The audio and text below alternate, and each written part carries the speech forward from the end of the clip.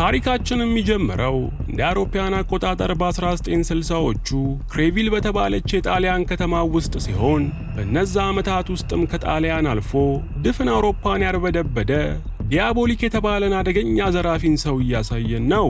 ዲያቦሊክ ሁል ጊዜ በሚለብሰው ጥቁር ልብስና ግማሽ ፊቱን ብቻ የሚያሳይ ጥቁር ጭንብል ምክንያት ትክክለኛ ማንነቱ ሳይታወቅ ብዙ ዝርፊያዎችን ሲያከናውን የኖረ ሰው ሲሆን ከዚህም በተጨማሪም በዝርፊያ ወቅት በሚጠቀማቸው ልዩ ልዩ ቴክኖሎጂዎች እጅን በአፍ ያስጫነ አደገኛ ሌባ እንደሆነ እንረዳለን። ከዕለታት አንድ ቀንም ዲያቦሊክ አንድ ባንክ ላይ ዝርፊያ ፈጽሞ ሲያበቃ በመኪና እያመለጠ ሳለ ፖሊሶች አንዲት ጠባብ መንገድን በመኪናቸው ዘግተው መሳሪያ እንደደቀኑ ይጠባበቁት ይጀምራሉ። ዲያቦሊክ ግን ከፖሊሶች አንድ እርምጃ ሁሌም የቀደመ ስለነበር እዚሁ መንገድ ላይ ቀድሞ ባዘጋጀው በሪሞት የሚንቀሳቀስ አስፋልት መሰል ብረትን በሪሞት መቆጣጠሪያው ወደ ላይ በማንሳት ዲያቦሊክ መንገድ የዘጉትን የፖሊስ መኪኖች ዘሎ በማለፍ ማምለጡን ይቀጥላል። ሆኖም ግን ፖሊሶቹ ተስፋ ሳይቆርጡ የዲያቦሊክን መኪና መከታተላቸውን ሲቀጥሉ ዲያቦሊክን በመኪናው ጭስ ማውጫ በኩል የመርዝ ጋዝ ስለለቀቀባቸው ከኋላ በመኪና ሲከተሉት የነበሩት ፖሊሶች ራሳቸውን ስተው መከታተላቸውን ቢያቆሙም ነገር ግን ጊንኮ የተባለ እሳት የላሰ መርማሪ በሌላ መኪና ዲያቦሊክን ማሳደዱን ይቀጥላል። ሆኖም ግን ከደቂቆች በኋላ ጊንኮ የዲያቦሊክን መኪና መንገድ ላይ ተገልብጦ ቢያገኘውም በውስጡ ግን ማንም እንደሌለ ስለተመለከተ መርማሪ ጊንኮ ዲያቦሊክ አሁንም እንዳመለጣቸው አይቶ እጅግ በጣም ይበሳጫል። በሌላም ቦታ ታላላቅ ባለስልጣናት የተገኙበት ትልቅ ፓርቲ ላይ ጆርጂዮ የተባለው የጣሊያን መከላከያ ሚኒስተር ሰው ከሌሎች ሚኒስተሮች ጋር ሞቅ ያለ ጨዋታ ይዞ ሳለ በሌላ ከተማ ነዋሪ የሆነች ኢቫ የምትባል እምቡጥ ጽጌረዳ የመሰለች የጆርጂያ እጮኛ ወደ ፓርቲው በመምጣቷ ጆርጂያ ሚኒስተሮቹን ትቶ ወደ እጮኛው ኢቫ ያመራል። ኢቫ ጣሊያን ውስጥ ከሚገኙ ቱጃር ሴቶች ውስጥ አንዷ ስትሆን ኢቫ ይህንን ሁሉ ሀብት ያገኘችው ጥራ ግራ ሳይሆን ከዚህ በፊት ያገባችው ቢሊዮነር ሰውዬ በአጋጣሚ በመሞቱ ምክንያት ሀብቱን ሙሉ በሙሉ ወርሳ እንደሆነ እንረዳለን። ለምሮ የገደለችው የሚመስለው ሰውየውን የቀድሞ ባሏን። በኢቫን መምጣት ሁሉም ሚኒስተሮች ተደስተው ከበው እያዋሯት ሳለ በመሃልም ዲያቦሊክ ስለፈጸመው የባንክ ዝርፊያ ሚኒስተሮቹ ማውራት ይጀምራሉ።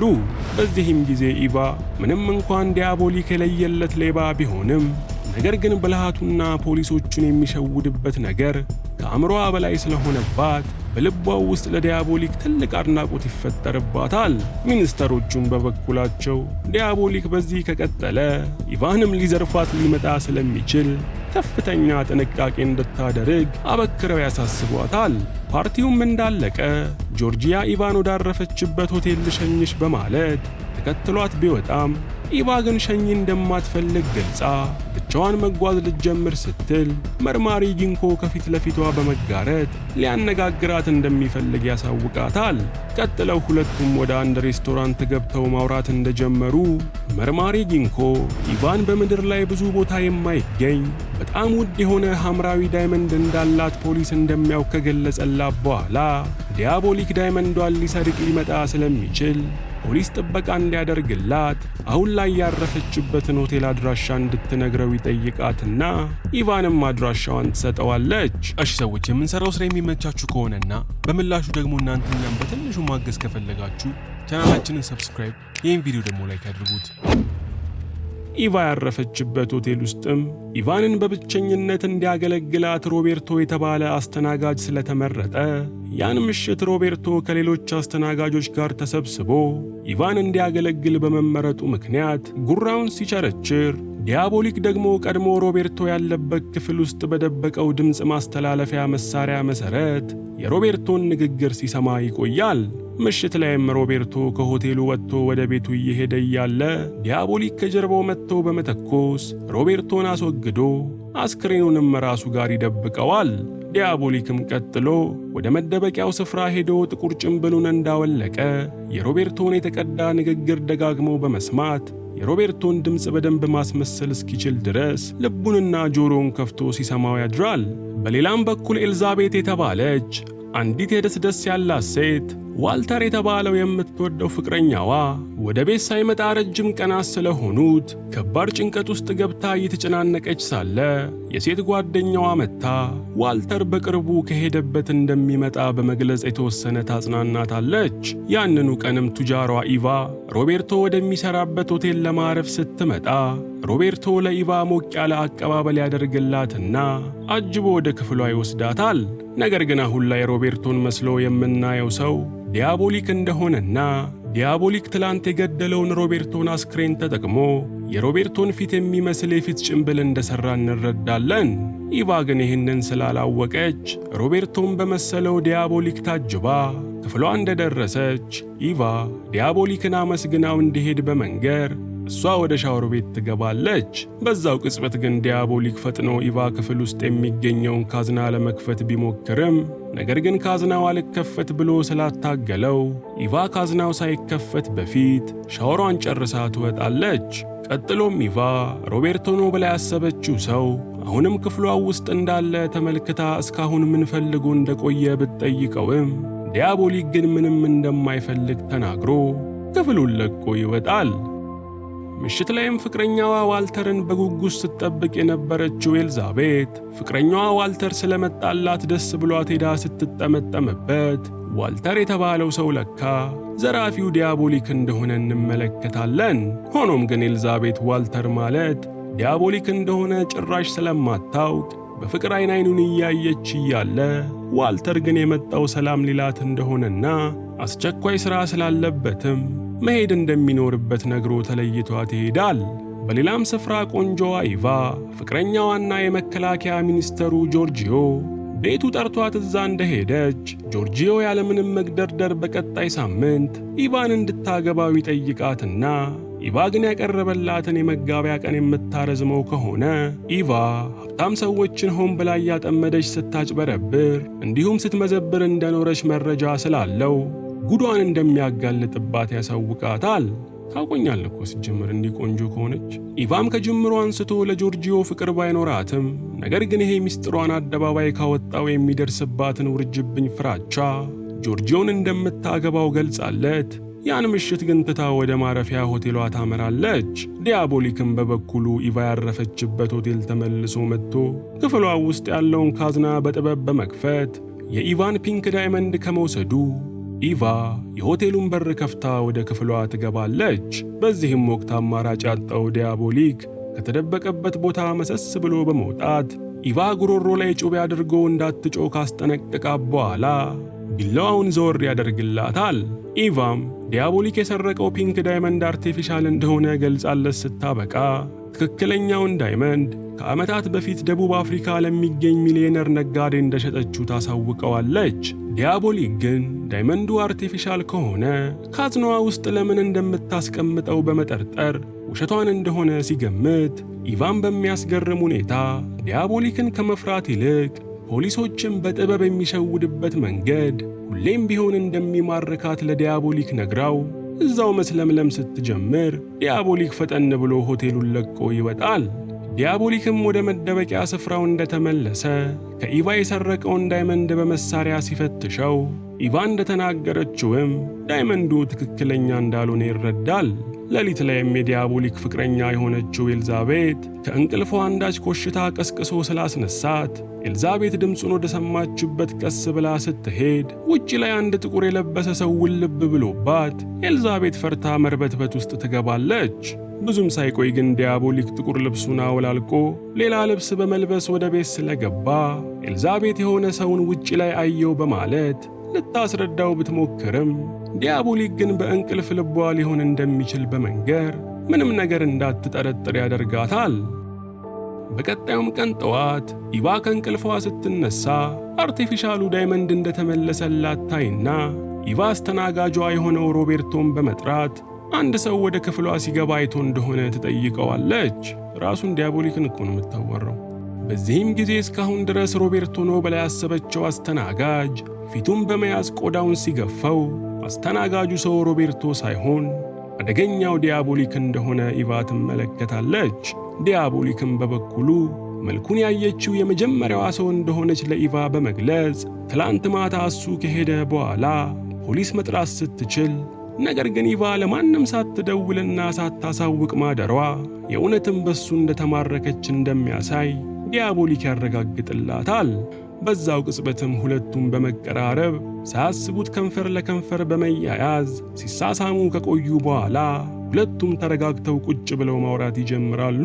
ይህን ጊዜም ዲያቦሊክ ኢቫን የወደዳት ያያት ቀን እንደሆነ በመንገር የሚኒስተሮቹ ፓርቲ ጊዜም ለካ መርማሪ ጊንኮም መስሎ በመምጣት ኢቫ ያረፈችበትን የሆቴል አድራሻ የተቀበላት እሱ እንደነበር ያሳውቃታል።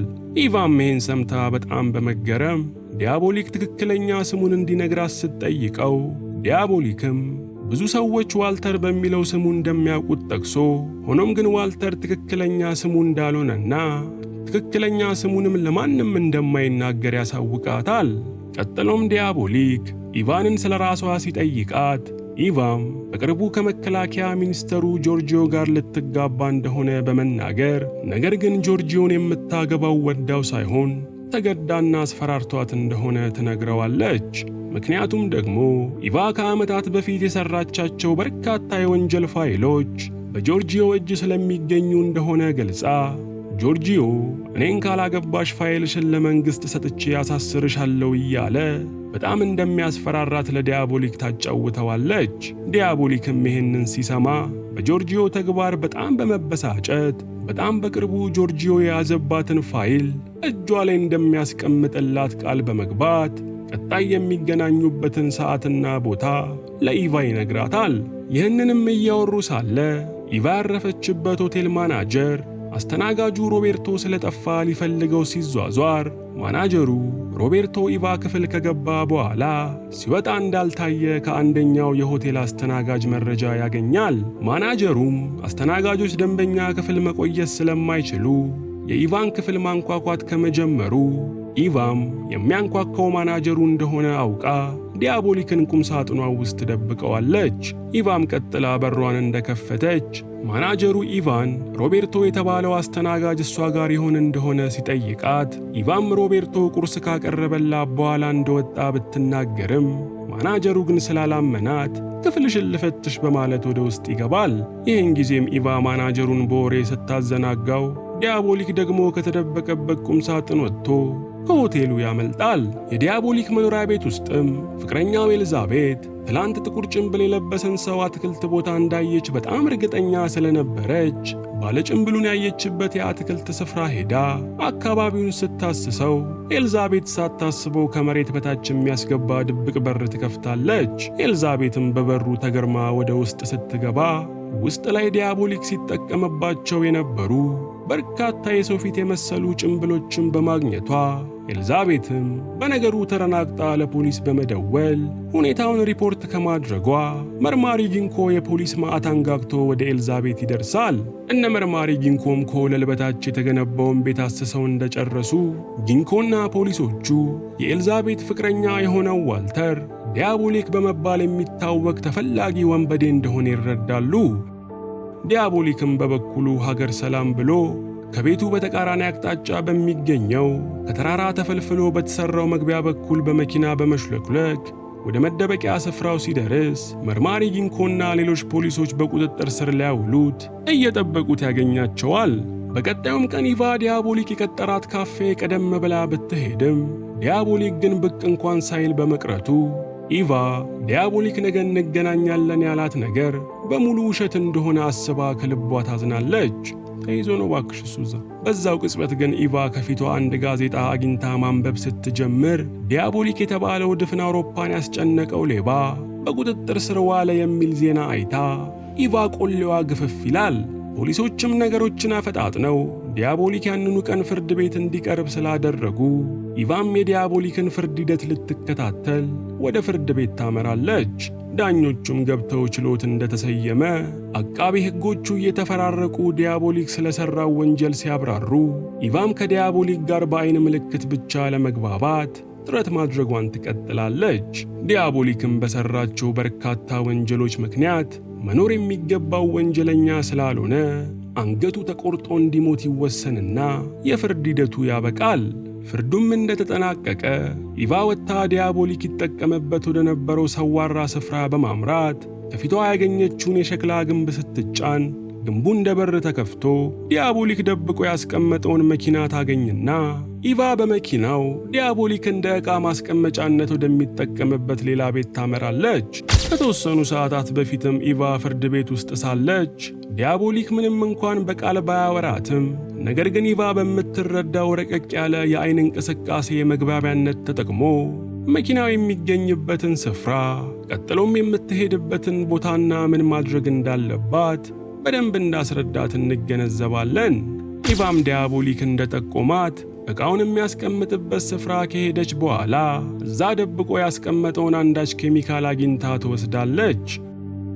በመነጋታውም ኢቫ ቀጥ ብላ ሊያገባት ወደሚፈልገው ጆርጂዮ በመሄድ ሀገር ያንቀጠቀጠው ዲያቦሊክን አንዴ እንድትጠይቀው እንዲፈቅድላት ልታሳምነው ብትሞክርም የመከላከያ ሚኒስተሩ ጆርጂዮ ግን ዲያቦሊክ አደገኛ ሰው ስለሆነ እንድትጎበኘው እንደማይፈቅድ ግልጹን ያሳውቃታል።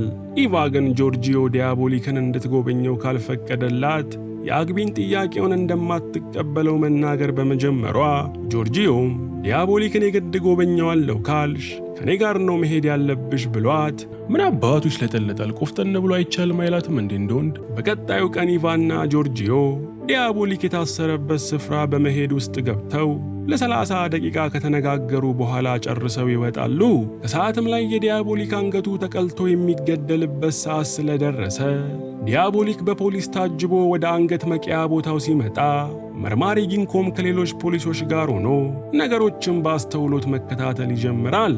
ዲያቦሊክ ግን በሚደንቅ ሁኔታ ምንም አይነት የመፍራትም ሆነ ድንጋጤ እንደማይታይበት ጊንኮ ያስተውልና ከጊንኮ ጎን የነበረ ሌላ ፖሊስ ደግሞ ዲያቦሊክ የሚያፈዝ መድኃኒት የወሰደ ሰው ይመስል ምንም አይነት ድንጋጤ ያለማሳየቱ እንደሚገርም ሲናገር ጊንኮ አንድ ነገር ብልጭ ይልለታል። ጊንኮም ፈጥኖ ግድያውን እንዲያቆሙ ፖሊሶቹን ሊያዛቸው ቃል ከማውጣቱ በፊት ግን አንገት መቁረጫው መሳሪያ ቁልቁል ተለቆ ዲያቦሊክን አንገት ቆርጦ ይጥለዋል። ነገር ግን ጊንኮ የተቆረጠውን አንገት ሄዶ ቆዳውን ሲገፋው አንገቱን የቆረጡት ሰው ዲያቦሊክ ሳይሆን የመከላከያ ሚኒስተሩ ጆርጂዮ እንደሆነ ይመለከታል።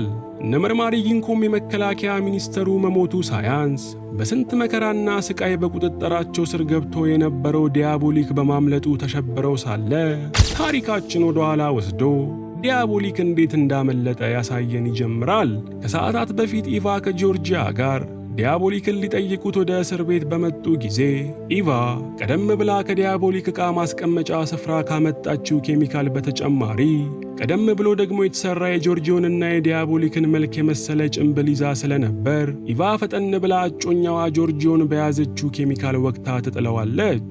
ኬሚካሉም ከማደንዘዝ በተጨማሪ አንድ ሰው እውነት ብቻ እንዲናገር የማድረግ ኃይል ስለነበረው ዲያቦሊክ ኬሚካል የተወጋው ጆርጂዮን ኢቫን የሚያስፈራራበትን ዶክመንት የት እንዳስቀመጠው ሲጠይቀው ጆርጂዮን ምንም ሳይደብቅ ሁሉንም ነገር ይነግረዋል። ቀጥሎም የጆርጂዮን ጭንብል ያደረገው ዲያቦሊክና ኢቫ እስር ቤቱን ለቀው ሲወጡ በኬሚካል የደነዘዘው የዲያቦሊክን ጭንብል ያደረገው ጆርጂዮ ደግሞ አንገቱን ተቀልቶ እንደሞተ እናያለን።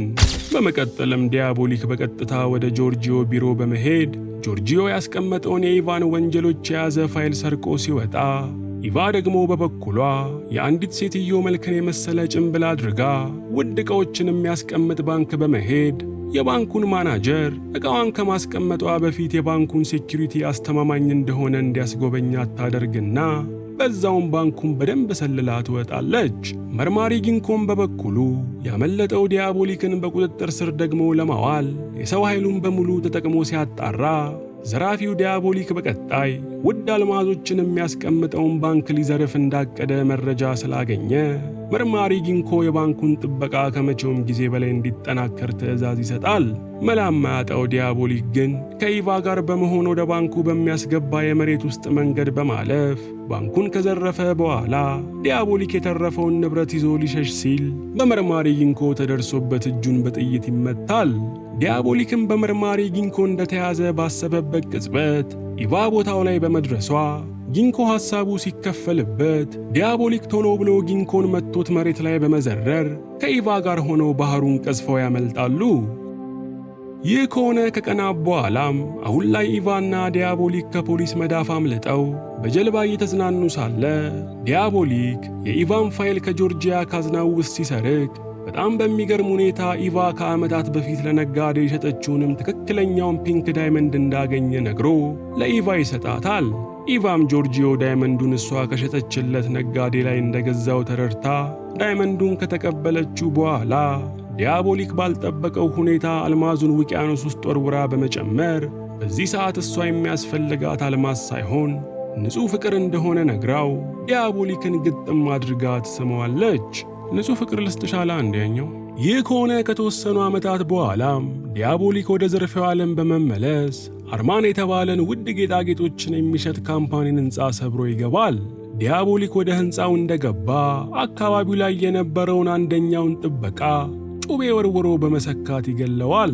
በሰዓቱም ሌሎች ጥበቆች ተሰብስበው ካርታቸውን እየተጫወቱ ስለነበር ዲያቦሊክ ያለምንም ችግር ዘውዱ የሚገኝበትን ክፍል እንደከፈተው ሕንፃው ውስጥ የነበረው የማንቂያ ደውል መጮህ ስለጀመረ ጥበቆቹም በርግገው ውዱ ዘውዱ ወዳለበት ክፍል በመገስገስ ይደርሳሉ። ሆኖም ግን ዲያቦሊክ ዘውዱ ያለበትን ክፍል ገብቶ ከውስጥ ስለዘጋው ጥበቆቹ አማራጭ በማጣት በሩን በአነስተኛ ፈንጂ አፈንድተው ወደ ውስጥ ሲገቡ ዲያቦሊክ ግን ጥበቆቹ ከመድረሳቸው በፊት ዘውዱን ይዞ ፓራሹት በመሰለ መንሳፈፊያ ከሕንፃው ያመልጣል። ዲያቦሊክም በመንሳፈፊያው ሲበር ቆይቶ በመኪና እየሄደች ስትጠብቀው የነበረችው አሁን ላይ ፍቅረኛው የሆነችው ኢቫ መኪናው ውስጥ በመግባት ሁለቱም ከአካባቢው ይሰወራሉ። እዚች ጋር ግራ እንዳትገባችሁ፣ ይሄ ክፍል 2 ስለሆነ ፓርት 2 ነው ይሄኛውና ዋናው አክተር ዲያቦሊክ ተቀይሯል። ከዚህ ወደዚህ ማለት ነው። በቀጣይም ቀን የጌጣጌጥ አምራች የሆነው አርማን የተባለ ካምፓኒ የጌጣጌጥ አውደ ርዕይ አዘጋጅቶ ስለነበር ቀንበጥ የመሰሉ 5 ቆነጃጅት የአርማን ምርት በሆኑ ጌጣጌጦች ተንቆጥቁጠው መድረክ ላይ መደነስ ሲጀምሩ ቱጃር የሆኑት ታዳሚዎችም የሚያማምሩትን ጌጣጌጦች አይተው ጌጦቹን ለመግዛት እርስ በራስ መነጋገር ይጀምራሉ። ትላንት የተከሰተውንም ዝርፊያም ተከትሎ ዲያቦሊክ በድጋሚ እንዳይዘርፍ በመስጋት ቆነጃጅቶቹ በፖሊስ ጥበቃ ሆነው መደነሳቸውን እንደቀጠሉ ድንገት የአዳራሹ መብራት ሙሉ በሙሉ ድርግም ብሎ በመጥፋቱ መድረክ ላይ የነበረው ፖሊስ ፈጠን ብሎ ጌጣጌጥ ያደረጉትን 5ቱን ቆነጃጅት ወደ አንድ ክፍል እንዲገቡ ያደርጋቸዋል። ሆኖም ግን ፖሊሱ ቆነጃጅቶቹን ያስገባቸው የቤት ክፍል ውስጥ ሳይሆን በር ጋር ተጠግቶ የቆመ ዝግ የጭነት መኪናው ውስጥ እንደሆነ ከመረዳታቸው ፖሊሱ ቆነጃጅቶቹ ላይ የጭነት መኪናውን በር ዘግቶ መኪናውን በማስነሳት ጉዞውን ይጀምራል። ወዲያውኑም ፖሊስ መስለው የሸወዳቸው ሰው ለካ የአንድ ፖሊስን መልክ የመሰለ ጭንብል ያደረገው ዲያቦሊክ እንደሆነ እንመለከታለን። ከተወሰኑ ደቂቃዎችም በኋላ ዲያቦሊክ ቆነጃጅቶቹ በሙሉ ያደረጉትን ጌጣጌጥ አውልቀው የመኪናው ወለል ላይ እንዲያደርጉ ታዟቸው ሲያበቃ ዲያቦሊክ ቆነጃጅቶቹን ሴት አውላላ ሜዳ ላይ አውርዶ ጥሏቸው ይሄዳል። ሴቶቹም በበኩላቸው መጠለያ ፍለጋ አካባቢው ላይ ወዳገኙት ሬስቶራንት ሰተት ብለው ሲገቡ ሬስቶራንቱ ውስጥ የነበረ አንድ ወጠጤ በአንደኛዋ ቆንጆ ሴት ተማርኮ ሰውነቷን መደባበስ ሲጀምር በሚደንቅ ሁኔታ ሴቲቱ የሚነካካትን ወጠጤ እጅ ቆልምማ በመጠምዘዝ ተራ ሴት እንዳልሆነች ታሳየዋለች። ሴቶቹም ቀጥለው ደብቀው የነበረውን ሽጉጥ በማውጣት ሊተናኮሏቸው ያሰቡ ሌሎች ወንዶችን ካስፈራሯቸው በኋላ ቢቮል የተባለችው የወጠጤውን እጅ የጠመዘዘችው ሴት ለመርማሪ ጊንኮ ስልክ ደውላ እቅዳቸው ባሰቡት መሰረት እየሄደ እንደሆነ ለጊንኮ ታሳውቀዋለች። በዚህም ጊዜ ሴቶቹ ዳንሰኞች ተወዛዋዥ ሳይሆኑ ዲያቦሊክን ለማጥመድ የተቀጠሩ ሴት ፖሊሶች እንደሆኑና አርገውት የነበረውም ጌጣጌጥም መከታተያ ጂፒኤስ የተገጠመለት እንደሆነ እንረዳለን። መርማሪ ጊንኮም ምንም እንኳን ዲያቦሊክን መያዝ ይችል የነበረ ቢሆንም ነገር ግን ዲያቦሊክን ዘርፎ ዕቃ ከነሚደብቅበት ስፍራው መያዝ ስለፈለገ ጂፒኤሱን መከታተል ይጀምራል። ዲያቦሊክም በበኩሉ ከዝርፊያው በኋላ ከኢቫ ጋር በመሆን ከተራራ ተፈልፍሎ ወደ ተሰራው መደበቂያ ስፍራ እንደገቡ ዲያቦሊክ የዘረፈውን ጌጣጌጥ በመዘርገፍ በየቦታው ያስቀምጣቸዋል። ቀጥለውም ዲያቦሊክና ኢቫ የሥራውን ስኬት ሻምፓኝ በመጠጣት እያከበሩት እያለ ኢቫ አሁን ላይ ቆጥረው የማይጨርሱት ገንዘብ ስላላቸው ራቅ ወዳለ ስፍራ ሄደው መኖር እንዲጀምሩ ሐሳብ ብታቀርብም እረፍት የማያውቀው ዲያቦሊክ ግን ቀጣይ ስለሚፈጽሙት ዘረፋ እያሰበ እንደሆነ ለኢቫ ይነግራታል። በዛው ቅጽበትም መርማሪ ጊንኮ በርካታ ፖሊሶችን ይዞ ጌጣጌጦቹ ውስጥ የደበቀውን ጂፒኤስ ተከትሎ ሲመጣ የጂፒኤሱ ምልክት አንድ ተራራ ግርጌ ጋር ሲደርስ እንደሚያቆም ይመለከታል። መርማሪ ጊንኮም የተራራውን ክፍል በደንብ ሲመረምር ቆይቶ አብረውት ያሉትን ፖሊሶች የተራራውን ክፍል በፈንጂ እንዲያፈነዱት ሲያደርግ ጊዜ ባልጠበቁት ሁኔታ ተራራው ውስጥ በጥበብ የተሰራ ዋሻ እንዳለ ይመለከታሉ። ዋሻው ውስጥም ዲያቦሊክና ኢቫ መርማሪ ጊንኮና ሌሎቹ ፖሊሶች ተራራውን እንደሸነቆሩት በሴኩሪቲ ካሜራ ስላዩ እነ ዲያቦሊክ ምንም ጊዜ ሳያጠፉ የዘረፉትን ንብረት እንኳን ሳይይዙ በፍጥነት ባዘጋጁት ሌላ መውጫ በኩል መፈርጠጥ ይጀምራሉ። ከደቂቃዎችም በኋላ ጊንኮና ፖሊሶች እነ ዲያቦሊክ የነበሩበት ክፍል ቢገቡም ነገር ግን ዲያቦሊክና ኢቫ በሌላ መሽሎኪያ እንዳመለጡ ተመልክተው መርማሪ ጊንኮ እነ ዲያቦሊክን ከኋላ ማሳደዱን ይቀጥላል። እነ ዲያቦሊክም በበኩላቸው ነፍሳቸው እስክትወጣ በመሮጥ ላይ ሳሉ ኢቫ ሳይታሰብ አንድ እግሯ የተራራው ሽንቁር ውስጥ ስለተቀረቀረ ዲያቦሊክን እንዲረዳት መጣራት ትጀምራለች። ዲያቦሊክም ኢቫን ሊረዳት ብሎ ነገር ግን ጊንኮና ሌላ ፖሊስ መሳሪያ እንደያዙ ወደሱ ሲገሰግሱ ስለተመለከተ ዲያቦሊክ ኢቫን ትቷት ብቻውን ለማምለጥ ይገደዳል። በዚሁ ቅጽበት ኢቫ ልቧ በጣም ተሰብሮ ብታዝንም ነገር ግን እንደምንም ብላ እነ ጊንኮ ሳይደርሱባት በፊት እግሯን አስለቅቃ ከተራራው ላይ በመዝለል ከስር የነበረው ወንዝ ውስጥ ትገባለች። መርማሪ ጊንኮም እነ ዲያቦሊክን ለመያዝ ብዙ ቢጥርም ነገር ግን አሁንም ኢቫንና ዲያቦሊክን መያዝ ባለመቻሉ ውስጡ በንዴት እየተበሳጨ እነ ዲያቦሊክ ወደ ነበሩበት ተራራ ቤት ውስጥ ይመለሳል። ፖሊሶችም ዲያቦሊክ ቤት ባደረጉት ፍተሻ በሚሊዮን ዶላሮች የሚቆጠሩ በርካታ ጌጣጌጦች እንዲሁም ውድ ስዕሎችን በእጃቸው ሲያስገቡ ከዚህም በተጨማሪ እነ ጊንኮ ሮም ከተማ ውስጥ የሚገኝን ድሮ ፋብሪካ የነበረን የአንድ ሕንፃ ካርታ ያገኛሉ።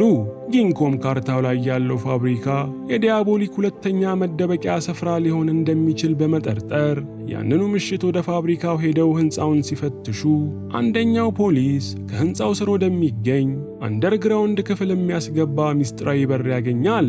ፖሊሶቹም በበሩ አልፈው ወደ ውስጥ ሲገቡ ክፍሉ ውስጥ ዲያቦሊክ የሰው መልክ አመሳስሎ ጭንብል የሚሰራበትን ማሽን እንዲሁም በጣም ብዙ የተሰሩ የሰው መልክ ጭንብሎችን በማየታቸው መርማሪ ጊንኮ ዲያቦሊክ ለቀጣይ ዘርፈው የሚያስፈልገውን ጭንብል መስሪያ ማሽን ሊወስድ መምጣቱ ስለማይቀር ክፍሉን በከፍተኛ ንቃት ሲጠበቅ እንዲውል ትዕዛዝ ይሰጣል። በሌላም በኩል አልቴያ በመባል የምትታወቀው ጣሊያን ውስጥ ካሉ ሀብታም ሴቶች አንዷ የሆነችውና የመርማሪ ጊንኮ እጮኛ የሆነችው ለሥራ ከሄደችበት ሩቅ ከተማ እንደተመለሰች አልቴያ ተቻኩላ ወደምታፈቅረው ጊንኮ ቢሮ ትሄዳለች። እዛም ሁለቱም ሰላም ተባብለው ትንሽ እንደተነጋገሩ አልቴያ ከዚህ በኋላ በእጮኝነት ብቻ መኖር ስለማትፈልግ ጊንኮ ጠቅልሎ እንዲያገባት ጥያቄ ስትጠይቀው ጊንኮ ግን አሁን ላይ ዲያቦሊክን በቁጥጥር ስር ለማዋል ስለተጠመደ ዲያቦሊክን በቁጥጥር ስር ካዋለው በኋላ እንደሚያገባት ቃሉን ይሰጣታል።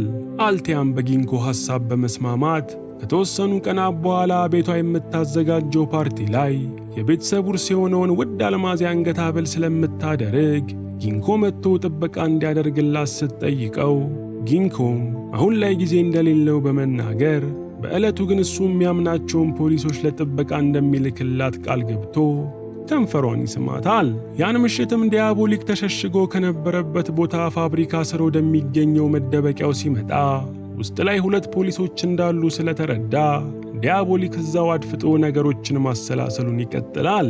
ከተወሰኑ ደቂቆች በኋላም ከሁለቱ ፖሊሶች አንደኛው እረፍት ለማድረግ ዘወር ሲል ሮለር የተባለው የፖሊስ አባል ደግሞ ብቻውን ጥበቃውን ማድረጉን ይቀጥላል። በዚህም ሰዓት ዲያቦሊክ የምድር ቤቱን በር ከፍቶ ሲገባ ሮለር ስላየው ሽጉጡን አውጥቶ ወደ ዲያቦሊክ ቢተኩስም በመካከላቸው ግን ጥይት የማይበሳው መስታወት ስለነበር ሮለር ዲያቦሊክን መግደል ሳይችል ይቀራል። ውጭም ላይ ለረፍት ወጥተው የነበሩት ፖሊሶች የሮለርን የተኩሱ ድምፅ ከመስማታቸው እየተጣደፉ በመሮጥ ወደ ፋብሪካው ቢገቡም ነገር ግን ሮለር ራሱን ስቶ መሬት ላይ እንደተዘረረ እንዲሁም ደግሞ ዲያቦሊክ ጭንብል ማምረቻ ማሽኑን ይዞ እንደተሰወረ ይመለከታሉ።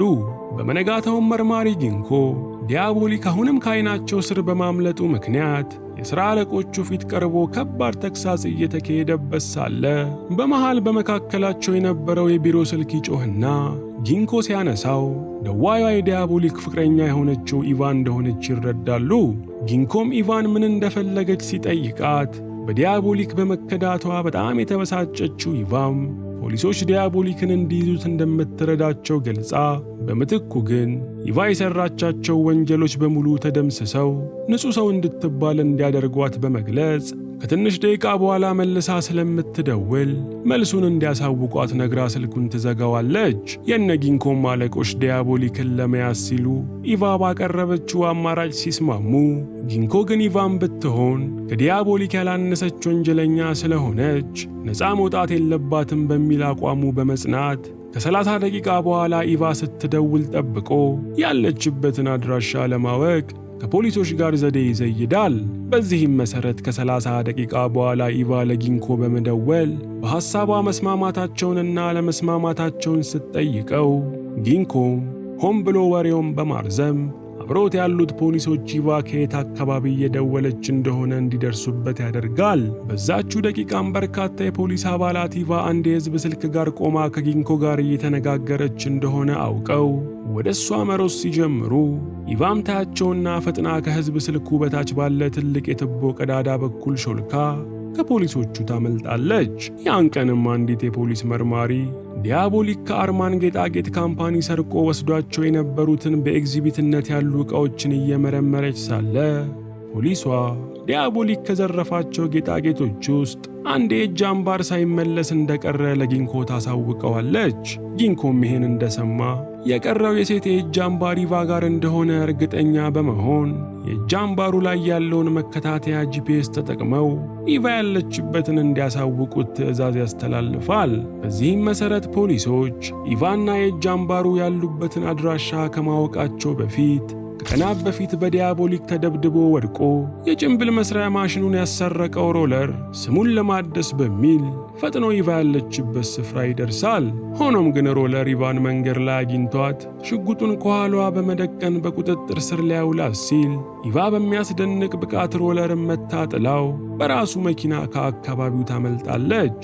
አቤት ቅሌት በስማ እንደ አደገኛ ሲያደርገው። ወዲያውኑ ሌሎች ፖሊሶች ኢቫ ያለችበት የተባለው ስፍራ ሲደርሱ ሮለር በድጋሚ ወለል ላይ ተደብድቦና ተዘርሮ ኢቫንን እንዳስመለጣት ስላዩ ፖሊሶቹ ሮለርን በደካማነቱ ይሰድቡት ይጀምራሉ። ሮለር ግን ከወደቀበት ቀና በማለት ኢቫ እጅ ላይ የነበረውን የተሰረቀ የእጅ አምባር እንዳስመለሰ ነግሮ አምባሩን ለፖሊሶቹ ያስረክባቸዋል። ያሟልን ያውቀው አንድ አምባሩን ሲጀምር እንዲወስዱት ያደረጉት። በኋላ ላይ ግን ሮለር ኢቫን ተከታትለው ሊይዙ የሚችሉበትን የእጅ አምባር በማስመለሱ ምክንያት ኢቫን ለመያዝ እንዳይችሉ እንዳደረገ ገብቷቸው አለቃው ሮለርን ከማመስገን ይልቅ ለምን አባቱ ይመሰገናል? ሲጀምር ሮለርን በጊዜያዊነት የቢሮ ሥራ እንዲሠራ ግዳጅ ይጥልበታል።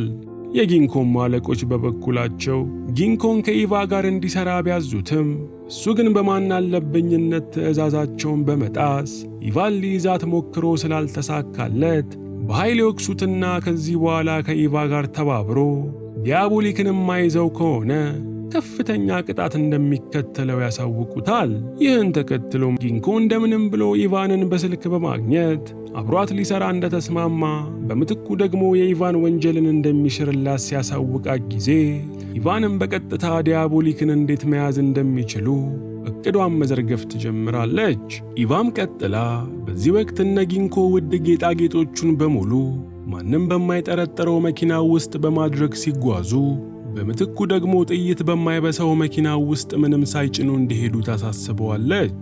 በዚህም ጊዜ ዲያቦሊክ ትኩረቱን ጌጣጌጦቹን ይዟል ብሎ የሚያስበው ጥይት የማይበሳው መኪና ላይ በማድረግ ዝርፊያውን ለመዝረፍ ሲመጣ ያላሰበው ወጥመድ ውስጥ አስገብተው በቁጥጥር ስር እንዲያውሉት ሐሳብ ታቀርብና ጊንኮም በኢቫ ሐሳብ ይስማማል። ይህን ተከትሎም ጊንኮ በፖሊሶች አማካኝነት ያን ምሽት ዲያቦሊክ ዘርፏቸው የነበሩ ጌጣጌጦችን ወደ ሌላ ስፍራ ሊዘዋወሩ እንደሆነ ወሬ በማሰራጨት ዲያቦሊክ ይህንን ነገር እንዲሰማ ያደርጋል። በመቀጠልም ጊንኮ እጮኛ ወደ ሆነችው አሊቲያ በመሄድ ያን ምሽት ዲያቦሊክን በቁጥጥር ስር የሚያውሉበት ምሽት ስለሆነ የምታዘጋጀው ፓርቲ ላይ መገኘት እንደማይችል ገልጾላት ሲያበቃ፣ ሆኖም ግን ፓርቲው ላይ የምታደርገውን ውድ የአንገት ሐብል እንዲጠብቁ ፖሊሶችን እንዳሰማራላት ያረጋግጥላታል።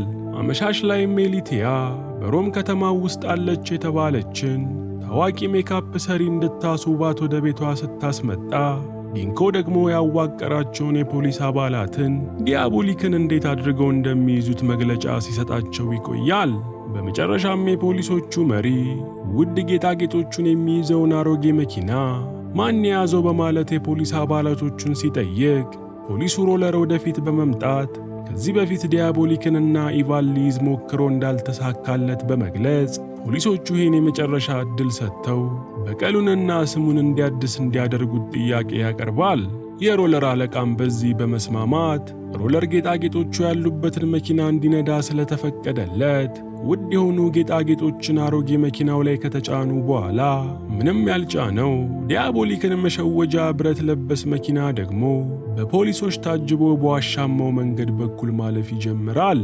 ሮለርም በበኩሉ እነዛን ሁሉ ውድ ጌጣጌጦችን የጫነውን መኪና እንደያዘ የመንግሥት ካዝና ወደሚገኝበት ስፍራ በሌላ መንገድ መጓዙን ይቀጥላል። በዋሻማው መንገድ በኩልም ፖሊሶች እየተጓዙ እያለ ድንገት የዋሻው መውጫና መግቢያ መስመሮች ሳይታሰብ በትልቅ ተንሸራታች ብረት ከተዘጉ በኋላ ዋሻው ውስጥ ተጠምደው የነበሩ የጭስ ቱቦዎች መርዛማ ጭስ ይለቃሉ። ፖሊሶች ግን ዲያቦሊክ ይህንን ሊያደርግ እንደሚችል ጠርጥረው ስለነበር የያዙትን ጭስ መከላከያ ጭንብል ፊታቸው ላይ አድርገው ሲጠባበቁ ከጭስ ውስጥ አንድ ሰው ወደ እነሱ አቅጣጫ ሲመጣ ይመለከታሉ።